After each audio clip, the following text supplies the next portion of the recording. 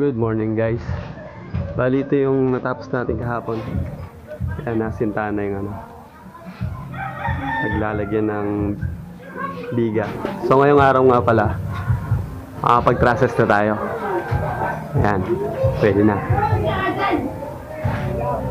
Dahil nasinta na itong ibabaw ng roof beam. Sa wakas, makapag-process na rin.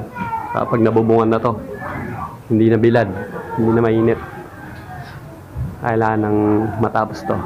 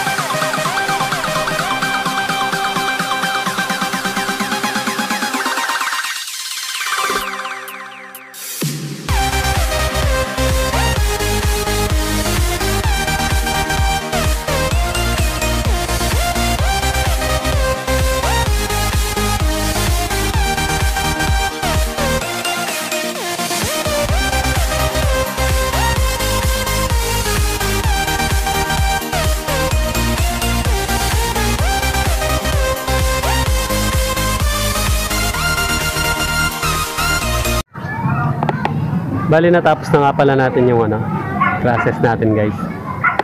Bali na siya.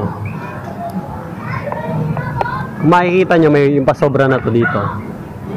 Sa continuation nung isang bahay dito sa tito ko. Itataas din namin yan. Ka-level din niya yung bubong. Kaya dudugtong na lang kami dito. Dahil yan yung sobra ng 6 meters magmula doon. Ayan. Meron sa sobrang mga 3 feet siguro yan. O mga 90 centimeters, parang gano'n. Ito tayo dito.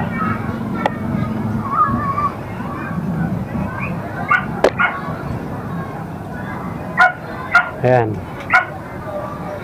Bali, ito na rin yung ginamit ko para sa sinepa niya. 2x2 na rin ito, 1.5. Bali, ganyan siya sa harap. Dito papatong yung ano niya, gutter. Yung gutter niya. Tuloy-tuloy yan doon sa ano, sa dugtong na bahay. Mula doon. Tapos yung gilid nga pala niya, simpleng flashing na lang. Wall flashing na plain lang. Wala naman design yan dito.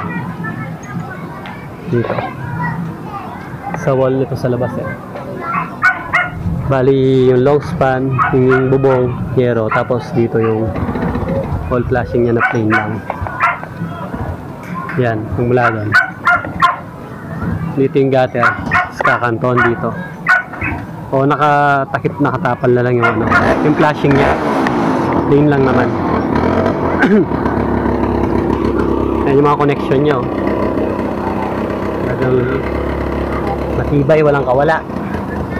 Nakapatong sa biga, naka-welding pa sa mga naglagay talaga ako ng mga abang dito eh, na 210mm kabilaan. Ganon din sa kabila, naka-welding din siya. Nilagay din ako ng abang. Ayan, ito naman poste. Ayan. Bali bukas bububungan na namin to. Gutter muna syempre. Niready na namin yung gutter kanina.